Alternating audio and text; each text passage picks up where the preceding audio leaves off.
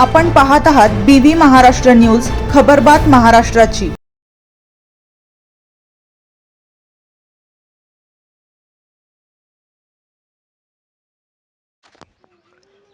घाटनांदूर ग्रामपंचायतमध्ये शांतता समितीची बैठक, ईद उत्साहात साजरी करण्याचे आवाहन। घाटनांदूर येथे आगामी रमजान ईद निमित्त ग्रामपंचायत कार्यालय येथे शांतता समितीची बैठक पार पडली। बैठकीत मुस्लिम बांधवांना ईदचा सण सामाजिक आणि शांततेत साजरा करण्याचे आवाहन करण्यात आले।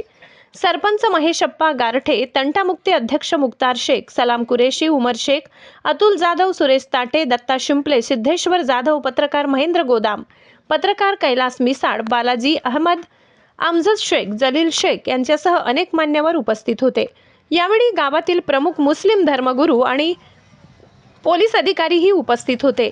ईदच्या नमाजाच्या वेळी कोणताही अनुचित प्रकार घडू नये यासाठी चोख पोलीस बंदोबस्त ठेवला जाईल, असे अंबेजोगाई ग्रामीण पोलीस निरीक्षक मुरलीधर खोकले यांनी सांगितले।